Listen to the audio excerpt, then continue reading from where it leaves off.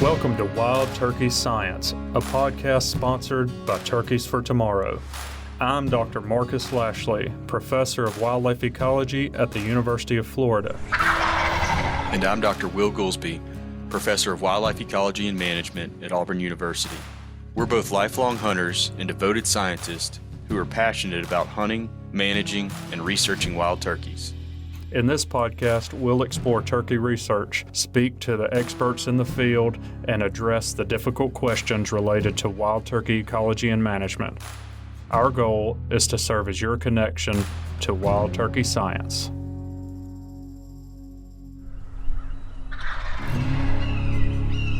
Yeah, we're here today with Dr. Dwayne Elmore.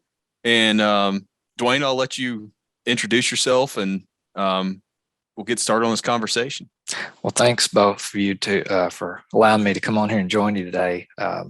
My background is I grew up in Tennessee, hunting and fishing, and spent a lot of time outdoors. And went to the University of Tennessee, and then Mississippi State University, and then eventually Utah State University. And now I've been at Oklahoma State University for 16 years, and I do a lot of extension work. Focused on providing technical assistance to landowners and agencies, and also research. And a lot of my work, especially in the area of research, is on game birds, so quail, grouse, and more recently turkey. So I'm obviously very excited to talk to y'all today about predator control in the context of turkey management. Yeah, well, we're really excited to have you as well. I know a lot of our listeners are really interested in some of the ongoing turkey work in different places, and it's nice to have somebody that's leading some of that research from Oklahoma. So thanks for coming on. Yeah, absolutely. I'm excited about it too, from the standpoint of, Marcus and I have been having this ongoing conversation about predators and turkeys, and we've pulled in some stuff related to other game birds here and there as well. But, you've worked with such a diversity of those species, and anytime you broaden that scope out in terms of what species you're willing to review studies from, it, pulls in a greater diversity of information that we can use to draw on.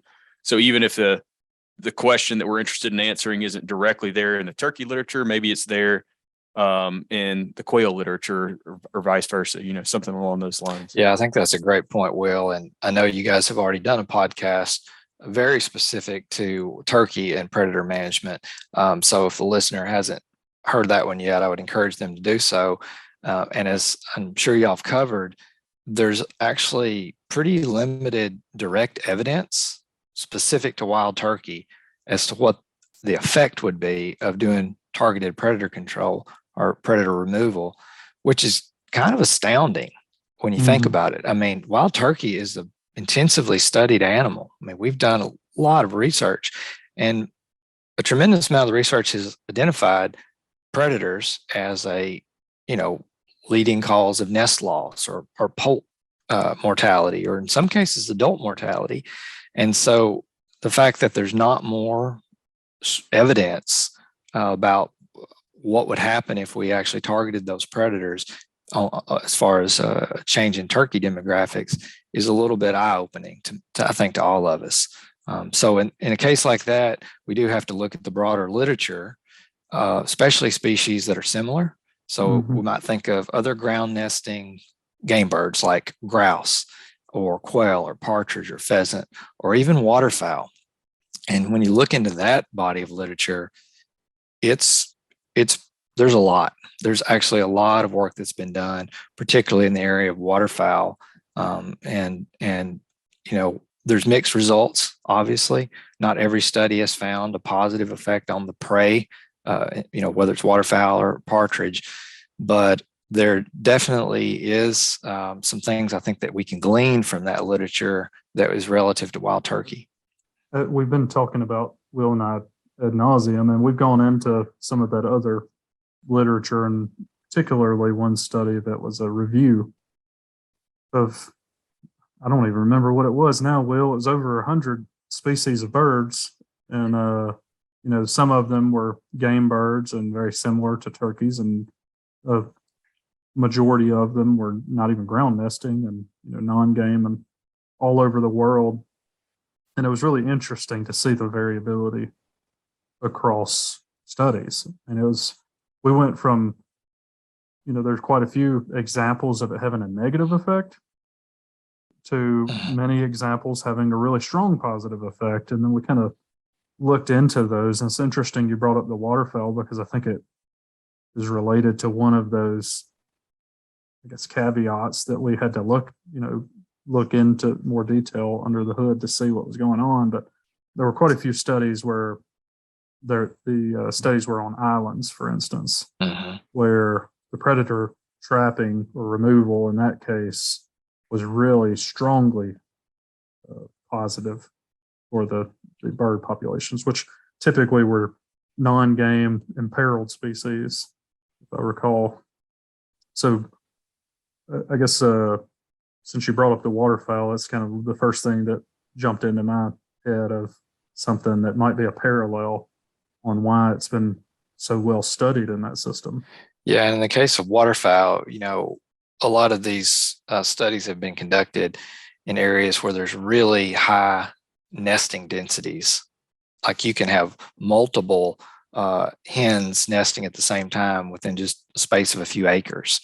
And, that's a situation where we would anticipate potential really intensive predator control making a difference, because you can concentrate your efforts. And as you mentioned, in some cases, these are islands. Okay. Yeah. So, they're either man-made, or they've like taken a peninsula that extends out into a lake and they've cut it off and created an island, or sometimes they're natural islands, or they fence them off to keep a lot of predators out, but that's not a 100% solution. Raccoons can swim, raccoons can climb fences. So it's not keeping everything out, but it definitely makes it harder for the predators to get at the prey. So those are situations where we would anticipate a higher likelihood of success. And in fact, I think that's overall what the waterfowl literature shows.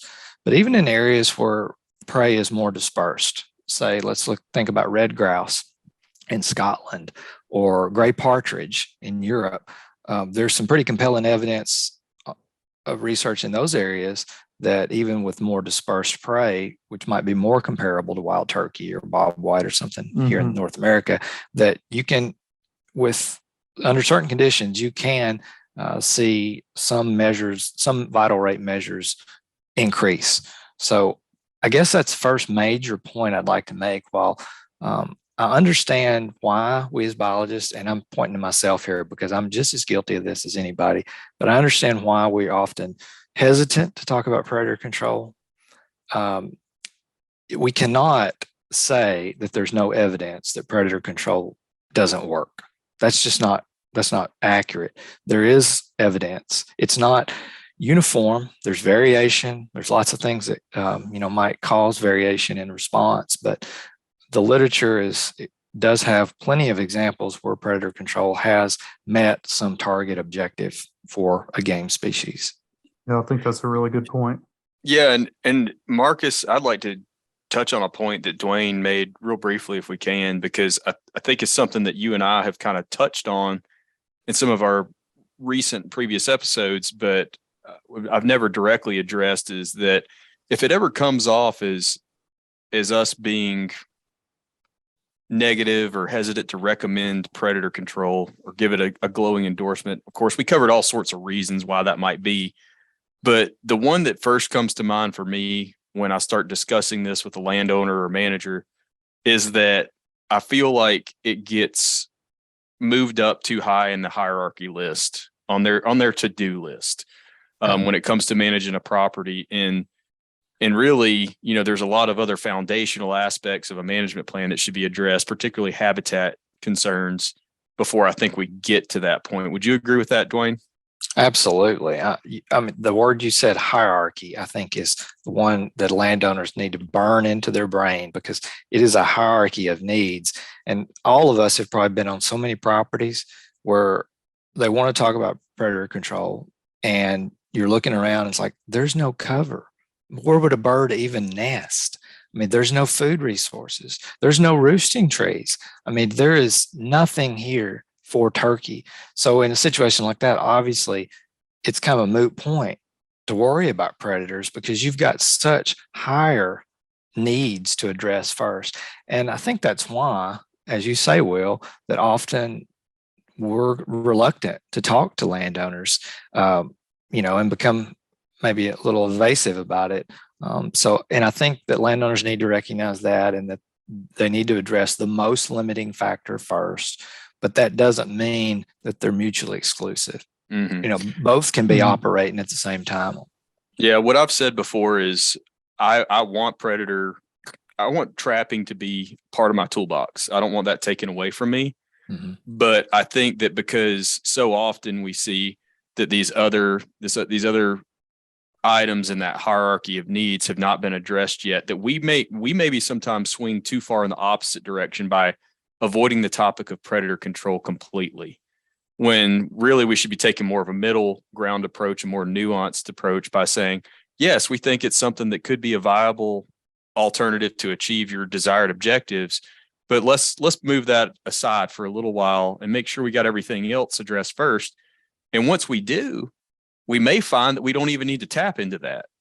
Or we may find that we want to get that extra, squeeze that extra 5 or 10% increase in abundance, whatever it might be, out of our population. We added in later down the road, but we've already potentially added, many times more percentage points to our population by addressing those higher priority items. Yeah, that's, in fact, if you look at the literature, the examples where there has been an effect from predator control, I mean, it's typically where there's great habitat. I mean, you think about the bobwhite literature in South Georgia, North Florida, where they've clearly demonstrated an increase in autumn bobwhite population densities with predator control. Well, it's in the context of the habitat is about as perfect as you could make it. I mean, we don't know what else to do to make it any better for bobwhite. And also they've done camera surveys to determine that the predator numbers are high. So there's a high number of predators and there's good habitat. Well, those are situations where you might expect it to actually to matter. But if you're not to that point, you could be spinning your wheels. Well, I think another important thing about that, first of all, in the situation that you were just speaking of with quail, the habitat got addressed. Mm-hmm. And that moved the predator issue up in hierarchy. But the other thing, and I think that's a perfect part of the world to talk about it, is the habitat wasn't addressed at the property level, it was at the landscape level. Yep. Which is another issue entirely. So, you're a landowner might essentially be an island. If you have addressed habitat on your property, it still might not be addressed at a broader landscape, which is something that, is probably important to consider in thinking about trying to bring landowners together on habitat might be just as important. I hear that, getting everybody on the same page with trapping, but I don't hear it very commonly with everybody getting on the same page about habitat and how important that could be for meeting your objective. Yeah, I mean, if you control or own 200 acres, your property does not meet all of the requirements for a population of wild turkey. I mean, they're clearly using your neighbor's property, and even in a good year, you might only have a couple of nests on your property. Mm-hmm. So even if you were able to eliminate all the potential nest predators, for example, just by random chance alone, you might not even have a nest on your property that year. And if you did, there's other things that get nests too. So the point is, the smaller scale that we go down to, the less likelihood that those management actions are going to have a measurable effect that you would ever notice. And I think that's something people have to be realistic about, when they're contemplating, am I going to put resources into this action or not? So best case scenario, Dwayne, let's say we've got a property that meets the criteria that you described as far as the habitat is about as perfect as it can be. And we know that there's a high predator abundance in that area. Within the non-turkey game bird literature, what is it? And maybe it ranges too widely for you to answer it simply, but what kind of percentages are we talking about here in terms of an increase in response to predator control? It does range very widely, but we can definitely throw some ideas out for the listener. Just within the bobwhite world, there's studies that have shown no effect up to maybe 30 or 40% increase in autumn density. So even in one species, there's a lot of variation. And you could talk all day about why those different studies have different effects. I mean, some of it's, I think Marcus hit on it, scale of the property, how big of an area is good habitat, how big of an area was their targeted trapping on. But, with bobwhite, we've seen definitely in the 20s and 30% increase. Some of the literature from Europe is even more dramatic. I mean, there's a study on gray partridge that found a 3.5 times increase in autumn, fall population density, and that's really dramatic. So it's variable, and there's some things you can glean though from the literature of what circumstances would we expect to see that any increase. And I think we've hit on some of these, but just to reiterate, you have to first have a situation where there is a predator that affects the prey. And that seems silly to say, right? I mean, well, yeah, of course, but I think sometimes the wrong predator can get targeted. All right. If you're worried mostly about nest success and you're trapping coyotes, you could be shooting yourself in the foot. Coyotes do prey on other predators that might be a bigger problem for you, like skunks and armadillos and opossums. So you've got to target the right predator. That's one. It's got to be intensive.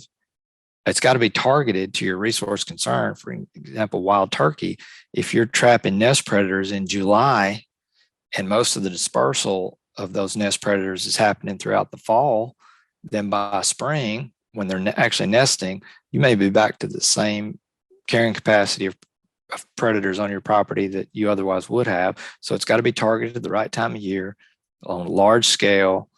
And again, habitat can't be the most limiting factor. So if those conditions are met, those are situations where we might expect some response, but that response is highly variable between species, studies, and even between years.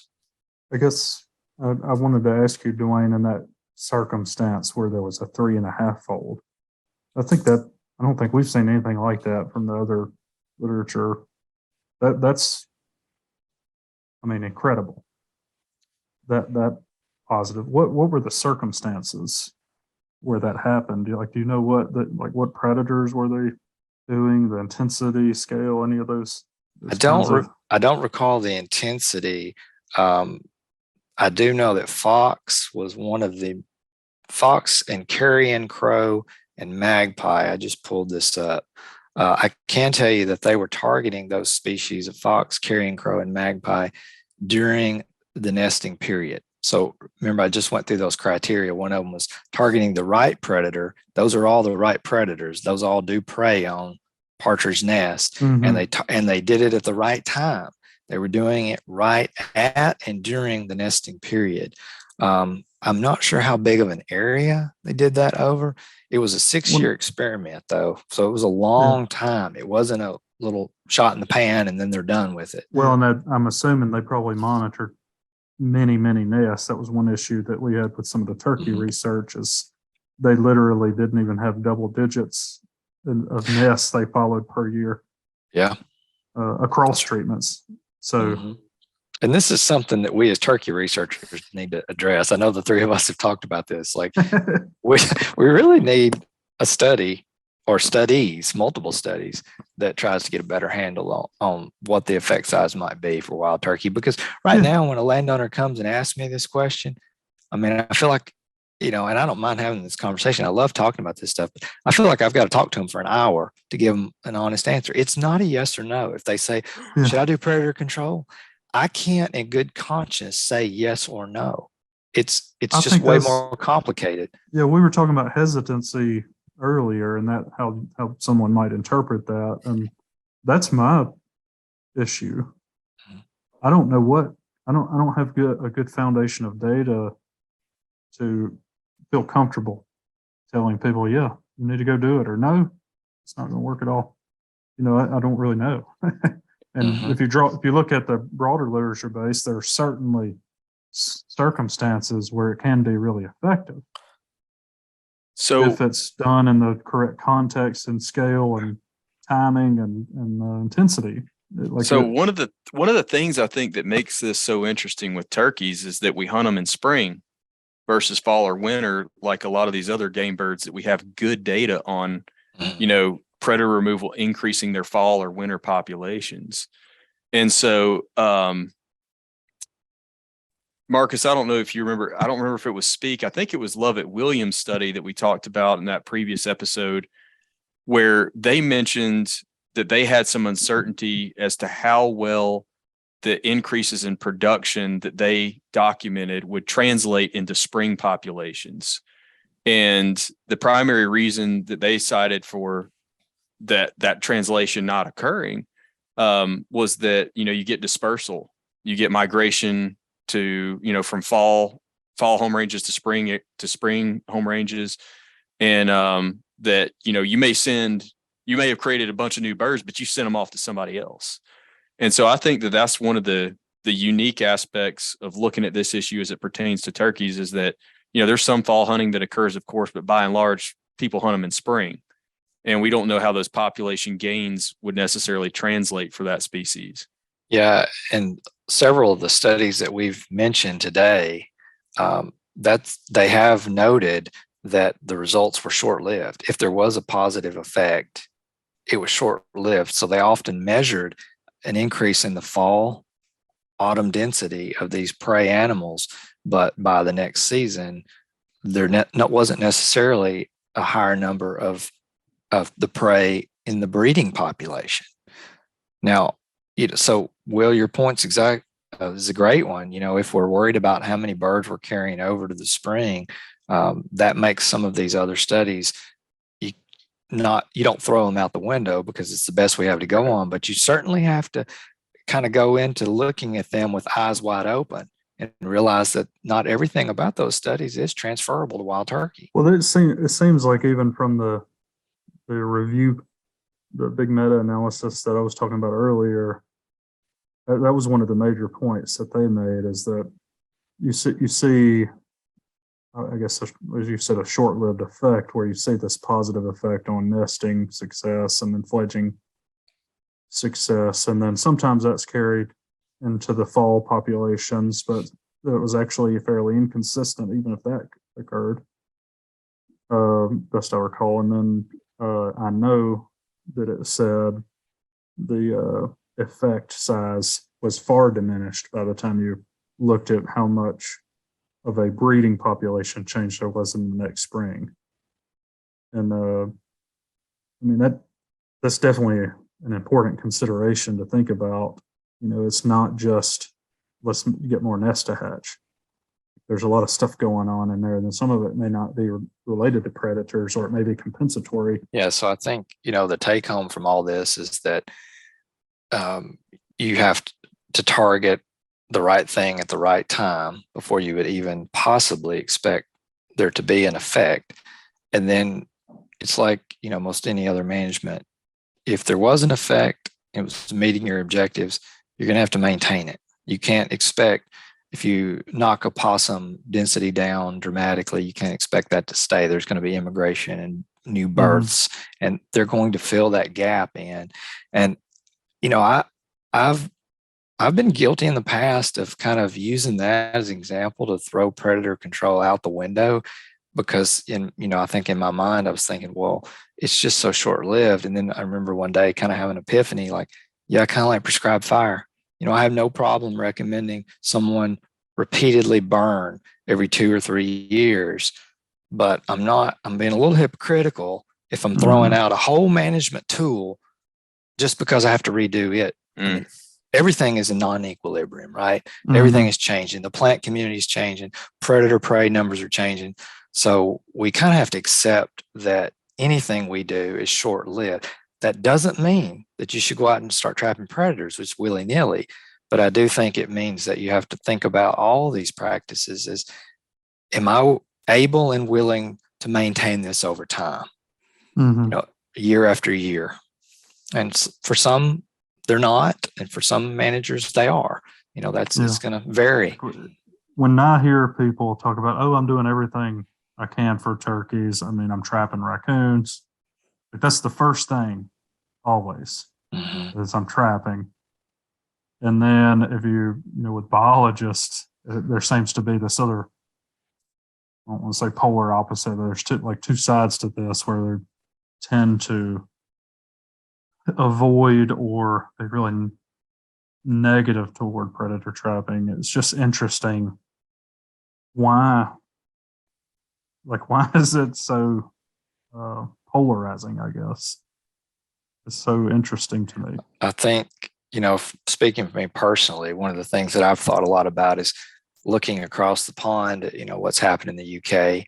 You got a situation with red grouse where they're intensively managed and there's intensive predator control, and they have these crazy high numbers of red grouse. I mean, off the charts, like probably never has existed on Earth prior in to the past 50 to 100 years. But it's created a lot of public backlash, especially related to the predator control. A lot of the public in the UK, they don't hunt, and they really question killing thousands or tens of thousands of predators, some legally, some illegally, actually, just to get more birds to shoot. And I think that, that's a valid thing for society to consider. And I think that's something that all of us as wildlife managers and hunters have to think about, like how far, even if, as researchers, we want to know the answer. We want to know, like, what is the potential effect? But that's not the end of the discussion. I think you have to take it a step further and say, okay, now we know this is what the effect is likely to be. Is it worth it? And when I say worth it, are we okay with doing that? Is society okay with doing that? What are the potential ramifications and consequences to broader land management, hunting, et cetera? And I think we can't skirt that. I think it's uncomfortable to talk about, but it's a conversation we all need to be having. I see Will, he's squirming around in his seat. Well, I'm just thinking, like, this is oversimplification, but that's what people like to do when they don't agree with something. But at the end of the day, it's easy to see, somebody could put it on a bumper sticker saying, these people want to kill more animals just so they can kill more animals. That's kind of what we're doing. And I'm not saying I agree with that sentiment whatsoever, but it's very easy for them to paint predator control in a negative light. But just, playing devil's advocate here, because I have had a very similar conversation to this one that we're having right now with a variety of folks over the years. And their response to me oftentimes is they're not going to like what we do regardless. So I might as well just go ahead and do what I think is best for my situation. What do you guys think about that? Is there maybe that's an impossible question to answer, or unfair one, but is Dwayne, there? you're the guest here. So. Oh yeah, I saw you looking at me. But is there, is that a valid point, or do you think that the way we portray ourselves as hunters can, ensure that we get to enjoy what we do for longer? Personally, I'm torn on it. I'm pretty independent by nature, and I definitely, I definitely have a strong personal conviction about what I think is ethical or not ethical. But I also recognize that my ethics aren't the same as everybody else's, and even though I may feel strongly about something, I think we have to be good citizens too, and that doesn't mean we're always going to agree. Like your bumper sticker example, Will. I don't agree with that sentiment personally, but I sure understand how somebody would feel that way. And I think I have to be compassionate and sympathetic to how they feel. And that may not mean that I'm going to stop predator control if I was doing it, but I I feel like I have to have an honest conversation about it, and and try to see their side of the story, and explain why I'm doing what I'm doing, and listen to that means also listening to them. It's why they feel the way they feel. So I think if we all just treated each other with a little more respect,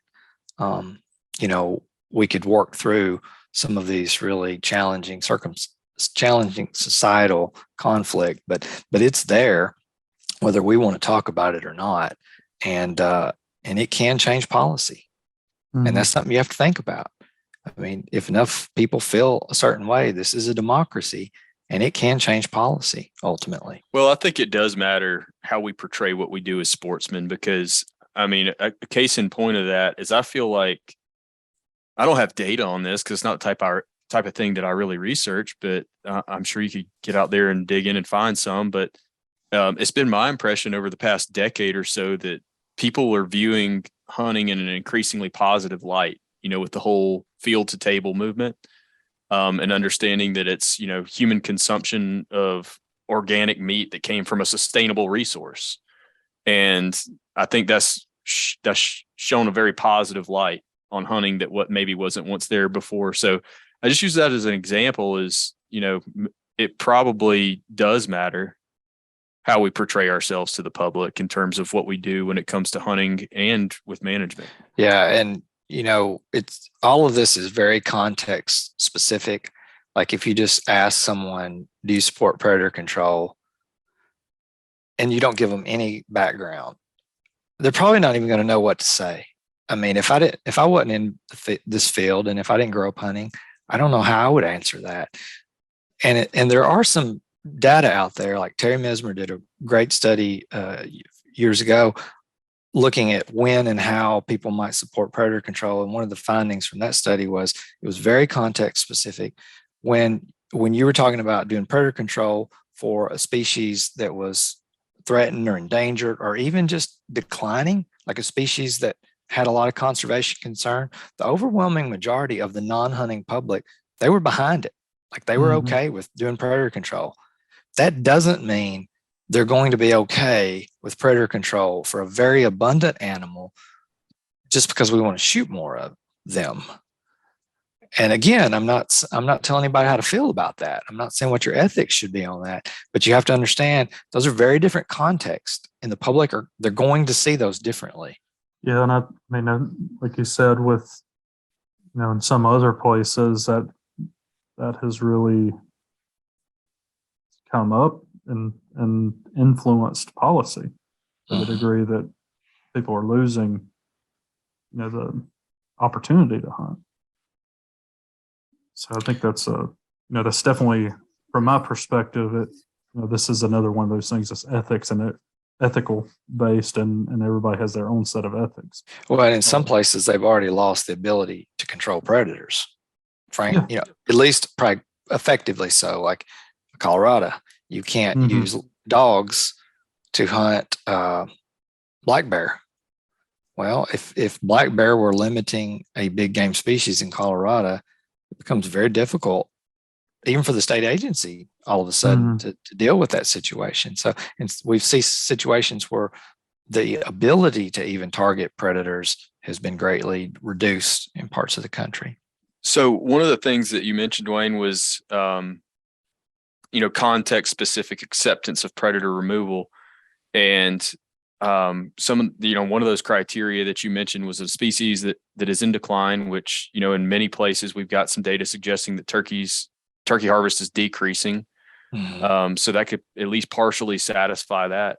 But it seems like another one that might put people more in favor of accepting predator control would be increasing predator populations. Yes. And I know you mentioned something about, speaking to trends related to predator populations. Would you like to expand on that a little bit? Yeah, I'm glad you brought that up. I mean, that's something very pertinent to this, is that, a lot of these predators that we've been talking about today, we know their numbers have dramatically increased over the past few decades. And we have better data on some than others. We have really good data on raptors. Of course, raptors are protected, so we can't alter their numbers, but we can change their ability, and for some prey, we can change their ability to be effective hunters by changing the vegetation. So maybe indirectly, but for some of these predators that we know have increased, they're not. It's not legal. It's not on the table. But for others, like raccoons, I'll give you a personal story here that kind of is laughable to even say this, but when I was in high school, and everybody I knew coon hunted, everybody had coon dogs, and that's how we spent our evenings, chasing these coon hounds around the hills and hollers of Middle Tennessee. And it was a big deal to tree 2 raccoons in a night. That was a big deal. I mean, we were excited about that. That seems laughable now. Can you imagine? I don't think you could turn a coon hound loose and not have it treed within 5 minutes. I mean, the number of raccoons just in my short lifetime has changed dramatically, as have lots of other predators. So that's changed the equation in a couple of situations. One, that past studies that were looking at the potential effects of predators on prey may not be as applicable today as we think they are, because the predator communities are so different. That's a really good point. Have to acknowledge that. Secondly, but to your point, Will, I think about the social acceptance. People are going to perceive a raccoon very differently than they are a gray wolf. Mm-hmm. Okay, it's a life-changing event for somebody to see a gray wolf, for most people. Yeah. And raccoons, they're in their garbage, they're getting in their attic. I mean, everybody recognizes this is a very abundant animal. And most people would probably even recognize that it's become more abundant over time. But then at the same time, you have a whole movement that's trying to glorify possums now. Yeah. Everybody's talking about how they function as an ecosystem service by eating as many ticks as they do. And, so I guess they're working towards both ends on that one. Yeah, they're dead end for a bunch of viruses and their body temperature too, right? Yeah. Well, that's another interesting topic, and it'd be fun to hear, Dwayne. Okay, let's say with raccoons, I think the general turkey hunter, or at least the ones that I see online, would agree that they have increased in abundance to a degree that's really problematic for turkeys. That's, I think, a pretty common theme. And then the next thing that you usually see when somebody writes about it or you hear somebody talk about it is that's because we don't have anybody trapping for fur anymore. Do you think that is driving that change in populations, or is it other factors or some combination? Like, why? I think it's a combination. Yeah. I mean, even in my high school era, we weren't killing them. We would tree and release, often. Well, you didn't want to get rid of the only 2 you had. No, I know you might not ever find them again. But my father's generation, a lot of people were eating them. So there was definitely way more utilitarian use of a lot of these mesopredators, especially back when there weren't a lot of other things for people to eat, like white-tailed deer. So that has changed, but also we've done so many things to be favorable to raccoons. Like, how about deer feeders? I mean, everybody in Oklahoma has deer feeders all across their property. And you know where most of that feed is going? In the belly of a raccoon. I mean, just if you don't believe that, put a camera up over your feeder. You'll have 7, 8, 9 raccoons every night just gorging themselves. You think that doesn't have an effect on not only predator abundance, but predator distribution and concentration? I was just going to say, I mean, that people are sufficiently cognizant of the fact of the coon visitation rates to their feeders that they're standing up a whole industry of raccoon exclusion and resistance devices that people are putting on feeders now, like these teeth and stuff like that they put on the legs of the feeder. So they're very aware of that, but I don't know if they make as direct connection between, how that they're just thinking about the raccoon waste of their feed that they want to go to another animal. They're not thinking about how that could potentially change abundance or distribution of a predator? We've had a whole bunch of studies on feeding. None of them were really about, well, there probably are a couple about raccoons, but the ones I was looking at are not about raccoons, but raccoons are very typically the number one visitor and user. Even if you calculate how much of the feed is being eaten by different species, they actually rank top in almost every study within the range of raccoons, it is. So that's pretty interesting, but this does strike a nerve, because when you talk to people about, potential turkey declines and what are the causes, and people are really ready to jump on blaming predators, particularly raccoons. And then people get upset if you say, well, trapping might not be the best solution, but many of them, the same people, are willing to go out and put feeders up all over the place, where the number one beneficiary seems to be raccoons. And there actually have been some studies with simulated nest, at least, looking at how the feeder is influencing nest success of simulated nests anyway. Yeah. And it's not good. No, it's not. I know the South Georgia study, I think it was led, or at least one of the co-authors was Mike Connor down on Jones Center. And I forget the details of it, but they saw elevated nest predation within like 300 yards of the feeder. It was sustained out that far in these simulated nests, and they didn't go any farther because they didn't think there was any reason to. So basically, the full span of distance they went away from the feeder, there was more nest predation associated with the feeder. So doesn't it seem a little bit, what's the right word here? I don't know, it's counterintuitive for us to be really pointing blame at predators like raccoons, and then be engaging in a practice, or at least a lot of people, that might be facilitating that problem. Absolutely. I guess I would suggest the listener, at a minimum, consider ways that you can reduce potential non-targets getting access. I mean, I think you should go further and even think about what's truly my objective with the feeding. Is this meeting my objective? And have an honest, internal discussion about that, and ask some biologists and get some input, whatever you need to do. But at a minimum, if you do nothing else, just make it such that raccoons can't get to the feed, or you reduce the likelihood they do. And Will talked about some ways you can do that. Simple things, even changing the bait that you put out, the feed you put out, can make a difference. For example, we found that raccoons feed much less on milo than they do corn.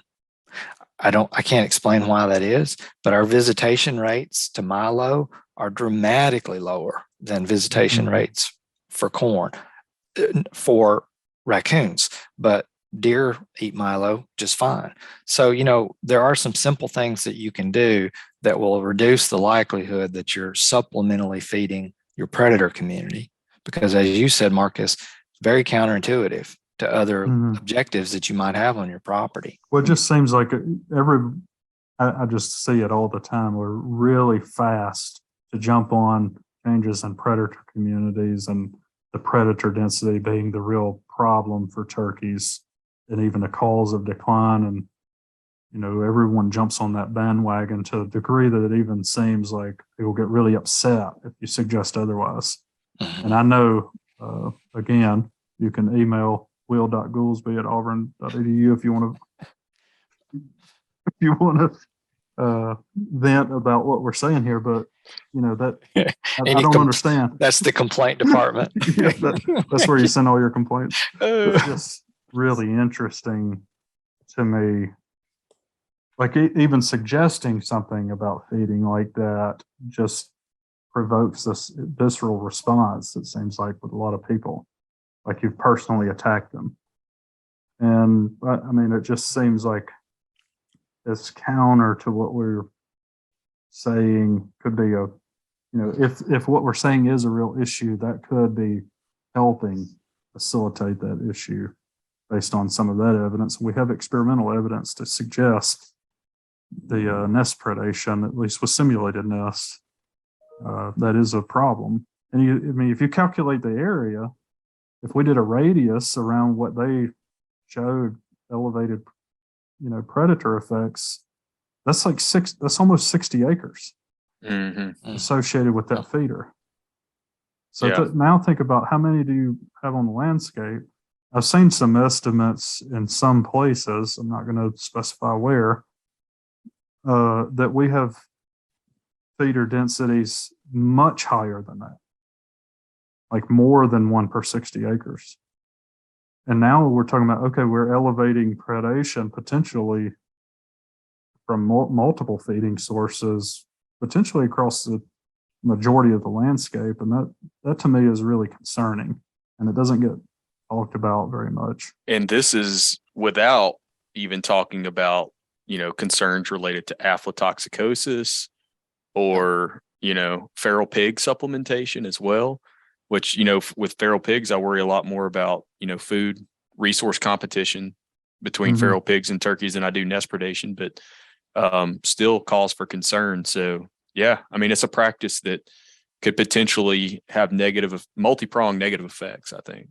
And Will, you mentioned aflatoxin. We know that turkeys are particularly vulnerable to aflatoxin toxicity. That's been known in the poultry world for decades.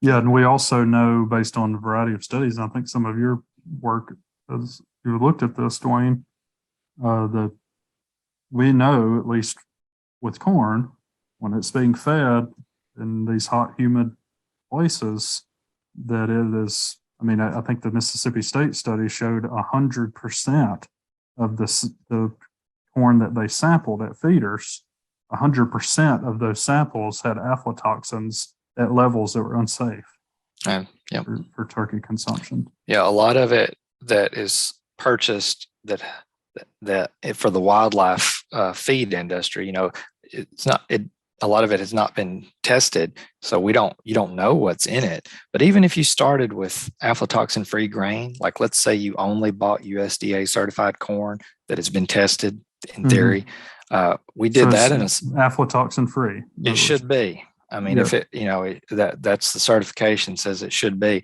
We started with aflatoxin free grain and put it in the environment.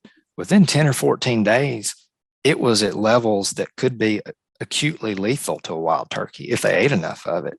So it's in the air. We're breathing it right now. The aspergillus, the fungus is everywhere. So even if you start with, quote, clean grain, under the right environmental circumstances, it's still going to get on there. So that's definitely something that people that are feeding also need to consider. I'm glad Will brought that up. That's not, we don't have any evidence that that's causing population declines, but we know enough about aflatoxin that we should be a little concerned about that. We should try to mitigate for that risk. Well, I was interested in one of the things that you said about switching the feed type. It sounded like you've done some work with switching from corn to sorghum.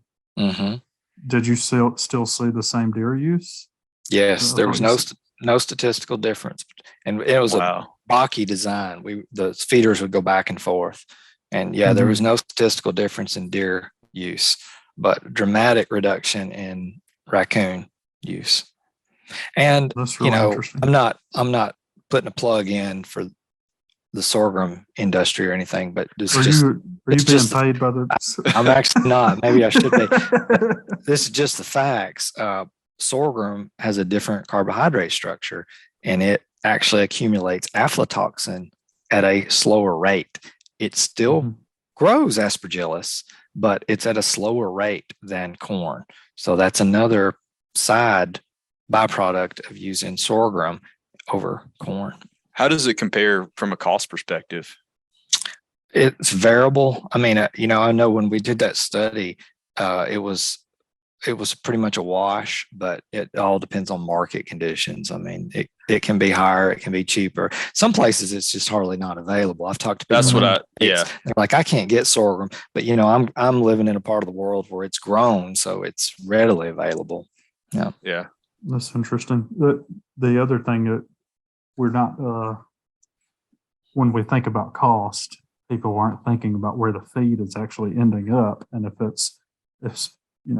half of it is ending up in the belly of a raccoon, it might be more cost effective, even though it may be a higher sticker price. Yeah. If you looked at the cost per pound consumed by deer, it would be a very different calculation probably. Right. Well, I suspect you might even get higher use from other game birds. Yeah. And that was another thing we did notice, higher bird use of the Milo feeders than as compared to corn. Yeah. So that's probably just a palatability, like a size issue. Yeah, I think so. Well, it definitely is a interesting thing. And we're on this podcast, we're trying not to shy away from things like this that we know are going to be controversial. We're instead trying to direct them to Will. So I'm just going to lean right into that, Marcus, and put Dwayne on the spot if he doesn't mind. I probably shouldn't do that, him being our guest, but we can edit it out if you mind. No, it's fine. Would you, given everything that we've discussed here, if you're a turkey hunting enthusiast, would you feed corn on your property? Absolutely not. I don't. We own and manage property in Georgia that's intensively managed for wild turkey, and we do not feed. The only feed we do is to trap whatever's necessary to trap pigs. Glad you put him on the spot, Will. You didn't ask me if I trap predators, Will. Well, I was getting to that Well, one. I was waiting for us to about- circle. I was asking for us to circle back around because that one crossed my mind earlier too. Okay. And Well, I was just kinda- like, maybe I should let the conversation mature a bit. Yeah. Go ahead, Marcus. We need to get to know each other better before we So I kind of got pulled in two directions and I'm trying to decide which way to go. So I think I'm going to go with the kind of a little bit away since you're going to circle back there, Will. I see it, and here recently I've seen it multiple times where people talk about, something comes up online, and of course all of these things are inflammatory and they just blow up online, especially on some platforms. But the response to the feeders supplementing predators and all that sort of stuff as well, use that as an opportunity to trap predators next to feeders. So I guess I'm not sure if I have a question or if I'm just making that statement to see where y'all go with it, but it's really interesting to me that that would be the default response is not, we need to do something about the feeding. We need to take that as an opportunity to do something about the predator problem that we're potentially creating, or at least supplementing with that practice. So it's interesting to me that people need it to be about predators. And then kind of, even when there's something that we know indirectly might be influencing predation that we're saying is the problem, we still double down on predators, like with our management action like this. Yeah, and I also think that there's a difference between doing that practice around, a corn pile versus a trough feeder with protein feed where somebody's trying to just max out antler size on a property or something like that, because I feel like that's where, I don't know, they're trying to achieve two different objectives there. One is just attract a deer and one is actually provide a nutritional supplement to a deer that'll result in larger antlers. So I don't know that I would put them in the same box. How so? You mean like if you're with the protein feeding, maybe that is an opportunity to trap predators as well? Or yeah, I mean, if you identified that as a step necessary to achieving your objectives, your wildlife management objectives, I think you're more justified in trapping around those areas versus, just trapping around a corn pile.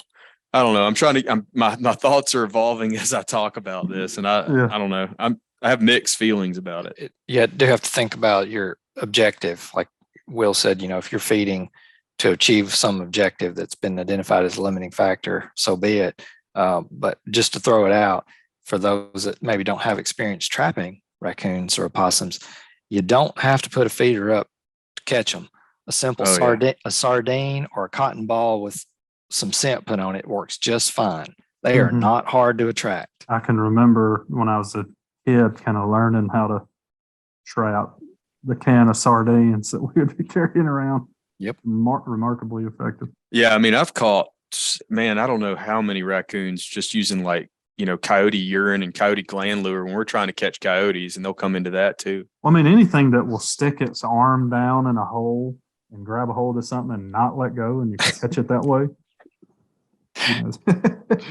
I mean, it really, me as a 7-year-old, being able to go out and set up a trap and be successful, that ought to tell you,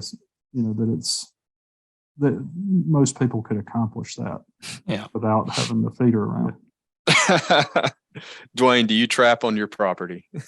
I'm going to throw out a disclaimer before I answer that question and say that those folks that are listening to us should know that what I'm about to say is not implying that's what they should do. Right. Because every property, every situation is context specific. But on the property that we manage for turkey, we, a few years ago, did start very targeted predator control for wild turkey. And the reason we did that is I ran out of habitat improvements to make. I mean, I was kind of at the end of the line. I could not think of anything else that was deficient on that property, short of buying more property and just having, a bigger landscape. Mm-hmm. But short of that, we were kind of out of options. And the turkey numbers were still disappointingly low. And after talking with some colleagues that I trusted very well, that knew a lot more about predator and prey dynamics than I did, and really diving into the literature, we thought it was a possibility on our property that because we weren't seeing very many poults from cameras that we had out. We saw very few poults, and we saw lots of raccoons and opossums. So for a few years, we did a targeted trapping right before nesting season. And anecdotally, and I have to say anecdotally, because as a scientist, we did not have a control. The only control I had was talking to Georgia DNR and asking them regionally what do turkey numbers look like. And we didn't have transmitters on these birds. But anecdotally, there did appear to be a fairly dramatic change in turkey numbers. So it was noticeable, and sure. it could have been unrelated to the predator trapping, but we did observe higher numbers of turkeys during those years. So I have two follow-up questions to that. One is I want to hear more about, what your trapping efforts intensity look like. But before we get to that one, I just wanted to throw that out there so I don't forget. Before we get to it, could you go through and explain a little bit about, you said you ran out of habitat improvement or maintenance projects to do. I'm assuming that's more than just, planting a couple food plots here and there. Oh my gosh. Yes. But the reason I say that is because I think that there are a lot of hunters and landowners out there that think, they plant a few food plots. They've really gone above and beyond with habitat. And I'm not disparaging those people. I want to make them aware of what are all the options that are on the table. So if you could, walk us through that list a little bit. Yeah. This was after years of focused habitat improvements. And we're talking timber thinning, timber stand improvement, removal of invasive species, both herbaceous and woody invasive species, prescribed fire in some cases, fire every 2 years. In other areas, it was every 3 to 4, so that we had structural heterogeneity. These are small scale fires. A lot of these, we were down to the point of, burning 5 and 8 acres, 20 acres at a time. Trying to create just a lot of heterogeneity so that a turkey couldn't be anywhere on this property and not have nesting cover and early brood cover and late brood cover all in close proximity. So we were burning multiple times of the year. And it's good. It's really nice. I could use it as an example to write a fact sheet on how to manage eastern wild turkey. There were food plots, clover, just basically so that when I show up in April, I've got a place that I know to start because there's Mhm. probably going to be turkeys hanging around those clover plots. But that was more for hunting than to increase turkey numbers. So yeah, very intensive management, not just throwing a couple of food plots on the ground. So you're talking about a process that took you years to implement, and then within each of those years, weeks and weeks and weeks of work and effort and energy to Yeah. accomplish all those projects. Yeah, absolutely. And, it, and a lot of cost share assistance. My mother-in-law, bless her heart, I mean, she's done a wonderful job navigating USDA programs to help, pay for all these actions. And so a lot of technical assistance from agencies and, a lot of on the ground work and years of habitat improvements. And I have to say that the turkeys responded to all that. I mean, it's not that habitat didn't matter.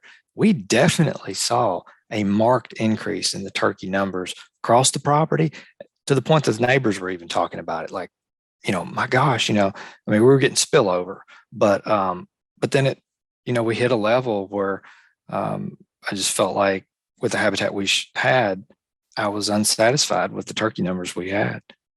Now, Sure. that does not mean that predator control is warranted for everybody listening to the sound of our voice. It does not mean that at all. But what I think this gets circled back around is literature is pretty clear on game birds where we have data that when habitat has been met, there very often, not always, but very often is data to support that predator control can increase prey abundance. I think I can say that with a straight face that I don't have any concern saying that, but that does not translate to mean that it's always going to work. And certainly will, I think to your point, if somebody's not done all those habitat improvements, don't expect much from predator control. Yeah.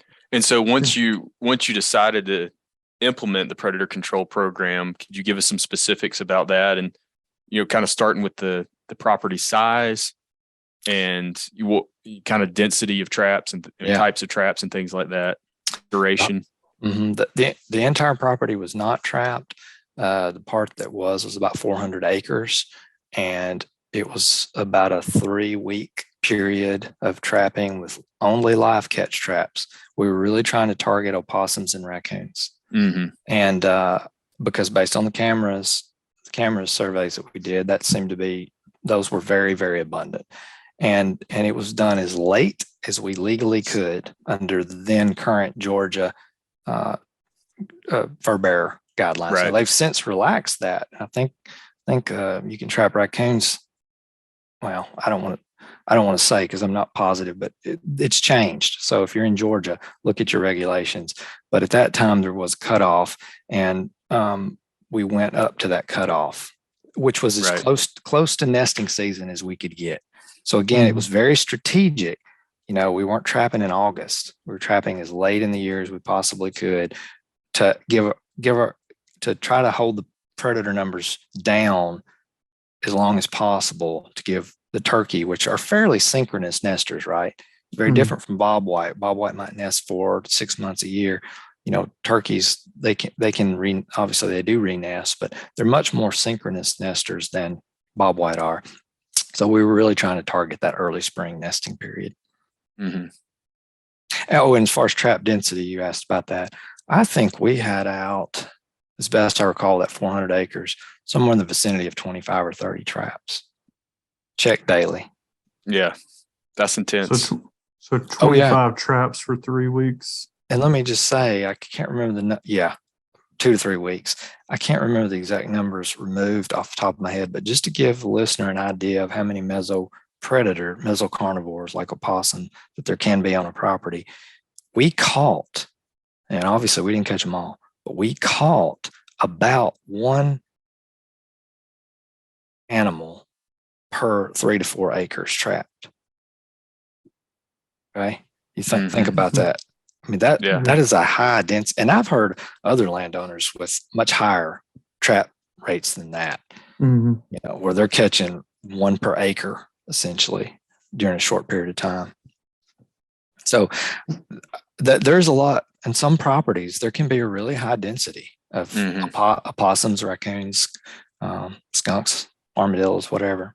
Dwayne, that brought up a couple of things. One, Will and I tried to remind the listeners about this. There are a lot of people that have this, we'll call it anecdotal because it's not in a robust experimental design, but there are a lot of landowners that swear by trapping and that are in a similar situation where they feel that they've seen a really big bump. And we've kind of kept our, hesitation trying to limit that to the fact that we don't have very good experimental data to quantify what that looks like and cost per gain and all that kind of stuff. So that's interesting that you've had that same sort of experience, it sounds like. And I think they should be skeptical of anecdotal evidence. I'm skeptical of what I just told you because, as I said, it was not a controlled experiment. But I think that another thing is when we do something, we want it to work, and there's confirmation bias associated with it. Yes. So definitely keep that in mind. But I also don't want it. We constantly keep coming back and caveating, and it makes it seem like we're trying to talk people out of it, and that's not my intent. I just want to be skeptical. A healthy bit of skepticism is warranted, especially in circumstances like this where we don't have really good experiments. But I was curious, something that Will and I've talked about. I can't recall if we talked about it on the podcast, Will, or if it's just conversations that we've had. I feel like we have talked about it on the air, but if not, what did Dwayne, just from your anecdote, your gut feeling as a researcher who's very knowledgeable about managing game birds and the effectiveness of habitat versus the effectiveness of trapping. I'm curious, you sounded like you perceived an increase in turkeys following the intensive habitat and then following the intensive predator control. What did they look like relative to one another in terms of their effect size and maybe even costs associated with it? You mean how many more turkeys do we think we had on the property? Is that what you're asking? Yeah, like did you? How many more gobblers? Let's positive put it in response to habitat versus trapping. Well, how many what'd you get out of each practice? Okay. So, if I had to spitball it and say how much did habitat management contribute versus how much did predator control contribute, my best gut, habitat management probably would explain 80% of the turkey change, whereas the predator control was probably only 20%.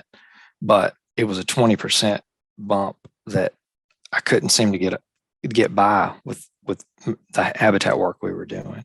And as far as what that meant on the ground, from our summer camera surveys, we basically went from hardly ever seeing poults show up to regularly seeing poults show up. And this persisted for the 3 years that we did the predator control. And I think I told you this, Marcus, but because of extenuating circumstances, we stopped doing the predator control. And now, turkey numbers appear to be right back to where they were before we started. Wow. And again, that's very anecdotal, but this is how, as scientists, hypotheses are formed. Like, you have observations, and I've worked with, as you said, I've worked with landowners that have similar anecdotal observations. In some cases, they have data even. It's not controlled experiments, but they have pretty good data on estimates of turkeys on their property and how many predators they removed, et cetera. And, when enough evidence accumulates, it makes me as a scientist want to really quantify this. And I think that's where we're at right now. Is like, I want to do a very well done, controlled research project to evaluate what is the likely effect size of doing targeted predator control on wild turkey. And not to say that that's going to be the answer for agencies or even landowners, but at least when a landowner or biologist asks me, what do we think the potential effect would be, I can give them some empirical data that's not based on gray partridge in the UK, or based on my anecdotal observation from South Georgia, because all of that has to be viewed with some level of skepticism, as it should be. Well, I think Will and I've gone through this ad nauseum probably already on the podcast, that like we need an experiment like that. Yeah. It really, you were talking about how unbelievable it is really that we don't have more data on turkeys. That's the most common issue, probably, or at least one of the top ones that comes up, is whether or not predators are the problem and whether or not predator trapping is the answer. And there seems to be this sharp division over that issue. And it's hard to believe that we don't have more experimental data to address that. Like we just need that data. And another thing, I can see Will's itching right here. You read me too well. I was just gonna clarify, and this, Marcus, that it's not a either or. Predators are limiting or predators are not. There's probably some areas where they are and some areas where they're not. And there's other contributing factors that are limiting, and there's different combinations as you go from one place to another. But I just wanted to clarify that. Yeah. And well, I'm sorry. I didn't mean to be misleading if I was, but another thing, and I'll turn it over to you, Dwayne. So hold that thought.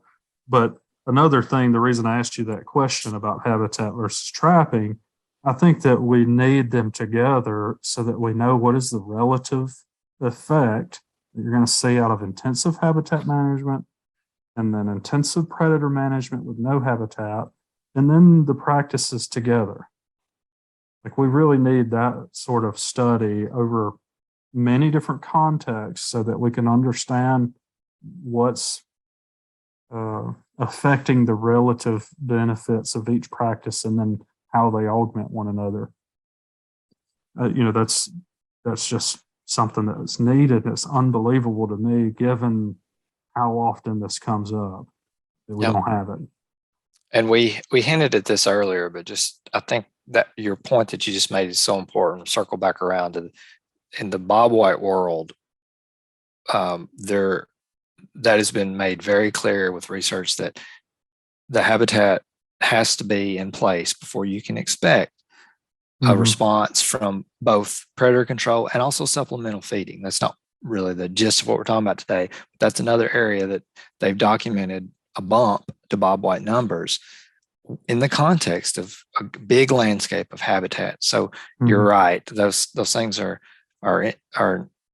interrelated and not independent. It's not either or.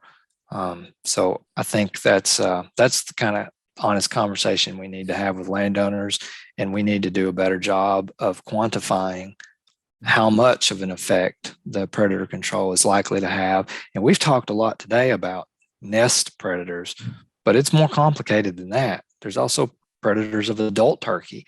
And I think for game birds, we tend to focus on reproduction a lot because, they're relatively short-lived and we know how much production drives population trajectory.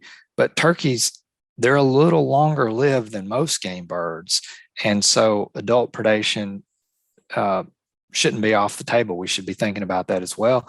And there actually is some data out there from Greg Harper, back in North Carolina, indication that, bobcats can be a pretty limiting factor on adult wild turkey or hen survival.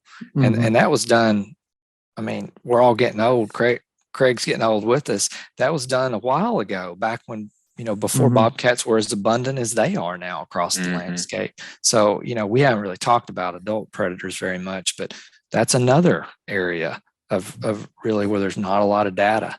But the data we do have suggests that they can limit wild turkey survival pretty remarkably, at least in some situations. Yeah, and that's a good point, because you think about the population level consequences of losing one nest and a clutch of eggs that it contains versus losing a hen in her lifetime of reproduction. It's that's a bad loss. Especially if that happens to be one of the super producers that produce the majority of offspring. That's right. Apparently the case with turkeys. another thing that just popped into my head, since we are hopefully reaching at least a few people with this podcast, it'd also be quite interesting if we could devise a strategy for some citizen science on this, where maybe we have landowners that they've been intensively predator trapping and maybe they take a year off or a couple of years off, or the opposite, where somebody's been thinking about, man, I need to get to that next level. I think predators are the problem and they're about to engage in that. If we could get that before after thing on a bunch of properties with some sort of sampling design, maybe everybody has trail cameras just about nowadays. I wonder if we could come up with some sort of hand to poult ratio or something. It'd be really interesting to at least see, when we aggregate all those data from a bunch of people, do we consistently see that effect? And it'd be stronger than, these one-off examples that each individual landowner has. Yeah. Maybe another strategy to think about. I'm sure that data would be really noisy. There would be a lot of variation between properties. And so if we did something like that, we'd have to be really careful to set it up in a way that we could kind of tease out what's causing the variation. Right. A lot of it would probably go back to, well, how good was the habitat to begin with? What did the turkey population look like across the landscape? Is this an island of habitat? Okay, it was a bad idea, guys. No, I think it's a great idea, but we're just gonna have to talk about it for like 5 hours. I was right there with Dwayne as Marcus was describing this. I was just thinking, oh my God, how many criteria are we gonna have to force on these landowners to try to ensure some kind of rigor? But only the people that are completely vested. That's the first thing. Yeah, you got to be all in.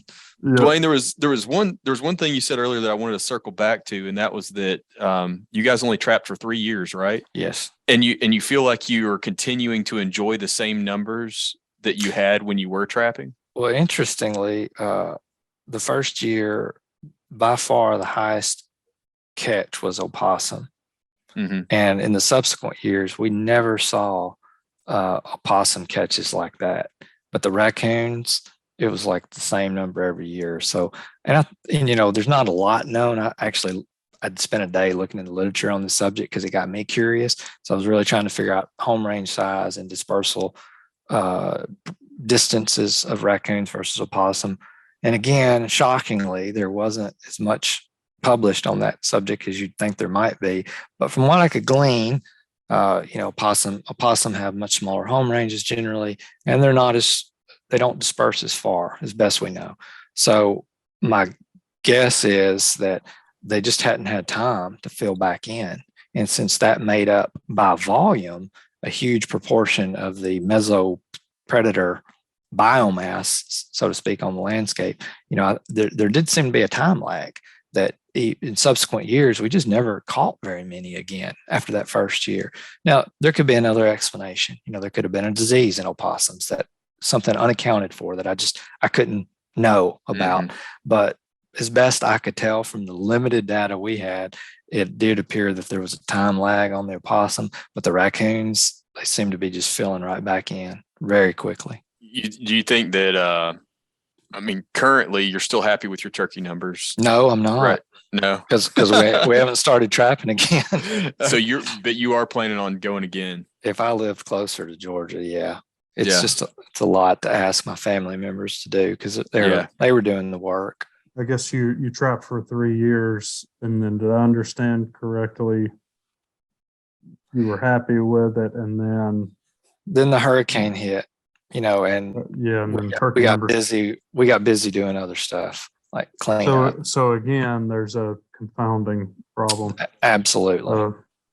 I was just kind of curious. Like, if you trapped intensively for 3 years, did you see that carry on for several years? So it sounds like the hurricane probably confounded it threw such a kink in everything. I mean, there was so many trees down, and I think you just kind of put a big asterisk beside that.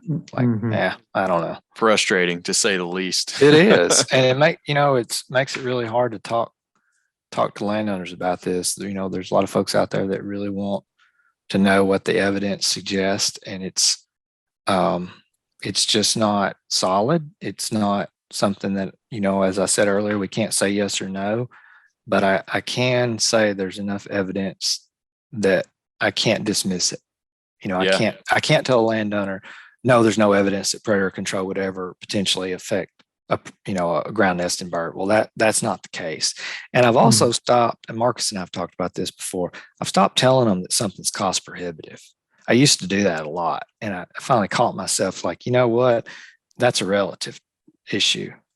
What's cost prohibitive to one landowner is not even worth considering to another landowner. And they have to decide that for themselves. I think what our job is to try to help them understand what the potential effect size might be and how much time and effort and money it might take. And then it's on them to decide if it's worth it or not. Yeah. And I think that Marcus, as we start to kind of wind down all the predator stuff that we've been talking about, in the past several episodes, to put a bow on this, I think the general theme has been that, without a doubt, predators eat turkeys, and they eat a lot of them. And predator removal might be a way to help address some of that, but it's not a 1-to-1 ratio. We're trying to temper their expectations, make them understand all the reasons why it may not be as effective as they had hoped, and just kind of give some realistic expectations, and at the same time make sure that they're aware of these other more fundamental, habitat components that they need to make sure are in place before they go on that journey that is predator control. Yeah, I think that's a pretty good way to put it. It's not just as simple as we would love it to be. I think I just add to that. I would really encourage land managers, whether we're talking about private landowners or state agency biologists that are managing a WMA.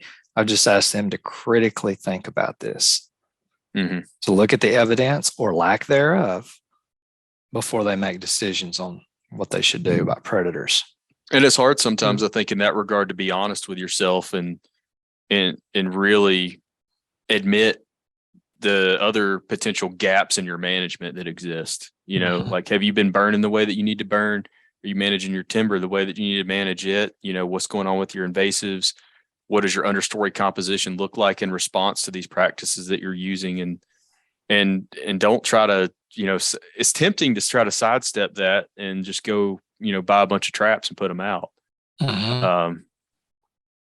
But it's not as productive to do that. And our tendency, Will, as we've discussed several times, is to go the opposite way and just kind of,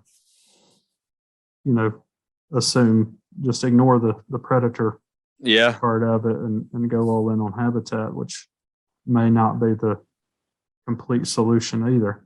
No, I think it's important just for us to all think about, particularly on this. Reflect on why is your stance where it is? Is it based on evidence or not? Lack of evidence is not necessarily opposing, a viewpoint. So just because we don't have evidence with turkeys that trapping is really effective all the time does not mean that trapping is effective all the time. It means we don't have the evidence to be confident to tell you that. And don't interpret that as it's not effective just because we don't have evidence that it is. Yeah, not necessarily the case, or vice versa. I was just using one direction as to make the point. And I think about that a lot when I'm talking. I talk to a lot of landowners about bobwhite management, and the way I kind of try to approach that is, I can tell them with a high level of confidence that if they manage their forest in this way, they're going to see a bobwhite population response. But then when they ask about predator control, I have to say, well, yeah, it's possible, but I have much lower confidence, and kind of give them a range of expectations, and I think this gets back to just levels of uncertainty and being honest with them that there are some things we have higher certainty based on the evidence, and other things like predator control that we have less certainty. And I give people credit to have enough sense to make good decisions if you have an honest conversation with them. But that takes more than a 5-second yes or no. We as biologists have to spend the time to have these hard conversations. I think that's a good ending point. Sounds great to me. Well, thank y'all. I really enjoyed talking with you. Yeah, I really appreciate your insight and for taking some time with us. Yeah. Thanks for taking some of these controversial issues head on. Yeah, just Appreciate remember, will.goolsby@Auburn. Y'all are gonna have people firing off emails in all directions. Oh, mercy. Yeah. So far, there's not been one that is gonna end up in my inbox. This is the one time I've actually been thankful that Auburn gave me a weird address that's like an alphanumeric code. So Yeah. But in all seriousness, folks out there are really interested in getting a hold of us. Will and I both are pretty easy to find on social media or whatever. And Dwayne, if you don't mind, we'll attach some contact information for you as well. Absolutely. I'd be glad to talk to anybody. For folks out there that, if you're enjoying the podcast or if you're finding it controversial or you want one of your buddies to hear it, feel free to share this with other people. That's really what is going to make this successful so that we can continue to have these tough discussions. So we appreciate any help, sharing it with your buddies and friends and family. All right. Well, I think that's a wrap, guys. Okay. all right. Appreciate it, Dwayne. Thank y'all. Thanks everybody for tuning in. We appreciate it. Thank you. Wild Turkey Science is part of the Natural Resources University podcast network and is made possible by Turkeys for Tomorrow, a grassroots organization dedicated to the wild turkey. To learn more about TFT, check out turkeysfortomorrow.org.